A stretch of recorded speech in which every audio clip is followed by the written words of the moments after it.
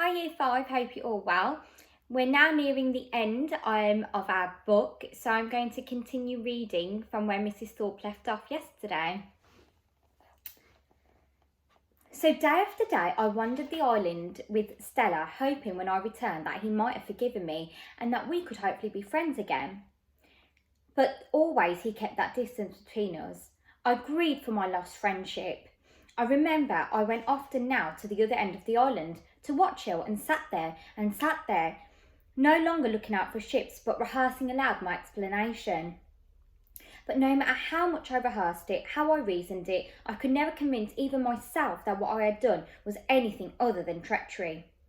In the end, as it turned out, it was Kensuke who explained it to me. We had just gone to bed one night when Tomodachi came to the mouth of the cave and squatted there.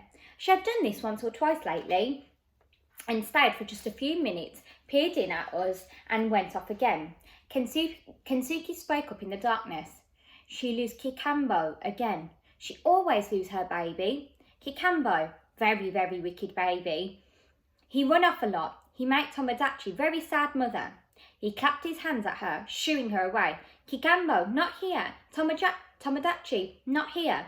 But Tomodachi stayed, I think for comfort more than anything. I had noticed before with the orangutans how they would often come to Kensuke when they were upset or frightened, just to be near him. After a while, Tomodachi slunk off into the night and left us alone again, with the din of the forest and the silence between us. I think many thoughts, Kensuke said, suddenly out of silence. You are sleeping, Mika-san. He had not called me that name for weeks, ever since the Coke bottle incident. No, I said. Very good. I got a lot to say. You listen and I talk.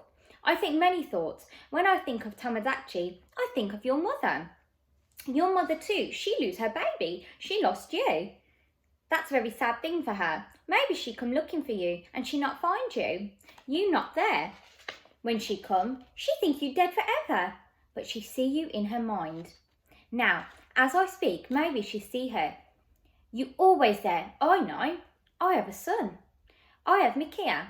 He's always in my head, like Kimmy. They're dead for sure, but in my head, they're there forever. For a long while, he did not say another word. I thought he had gone to sleep, and then he spoke again. I'll tell you everything I think, Mika-san. It's the best way. I stay on this island because I want to stay on this island. I don't want to go back to Japan. Different thing for you. You want to go home, across the sea. And that right thing is a good thing for you. But not for me. For me, very, very, very sad thing. Many years I lived here alone. I'm happy here. Then you came. I hated you when you first came.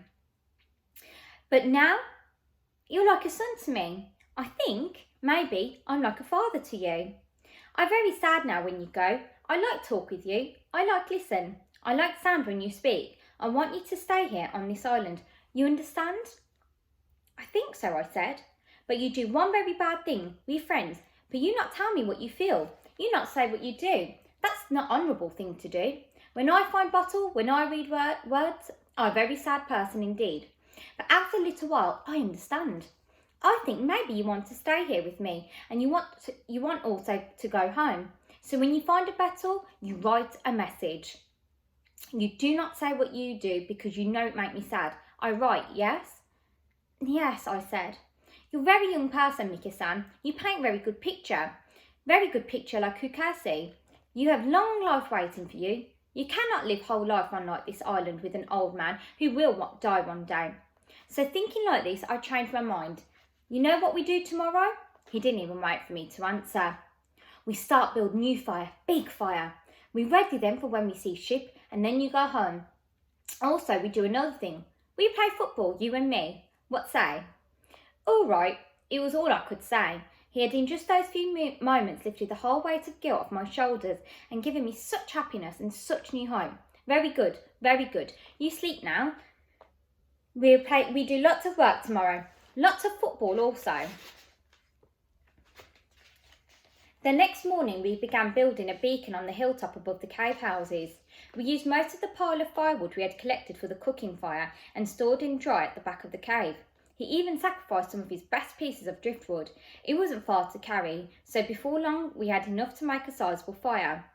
Kensuke said it would do It would do for the moment, and we could find more from the forest. More and more each day, more than we wanted. We soon had fires so big, even Japan may see, he laughed. We had lunch, then sleep and play football. Yes? Later that afternoon, we set up sticks in the sand for a goal and took turns shooting at each other. The ball was very soft, and so it didn't bounce better on the sand than it had back on the mud of the recreation ground back home, but it didn't matter. Kensuke may have carried a stick, he may have been old as the hills, but he could kick a football well enough to put it past me, and quite often too. What time we had! Neither one of us wanted to end, with a crowd of Bermuda orangutans looking on, and Stella interfering and chasing after every goal. We were at it till darkness drove us back to the last back of the hill. We were both too tired, and doing more than a drink, and needed a drink of water, maybe have a banana or two. It was after our reconciliation that I came to know Kensuke better than I had ever done before.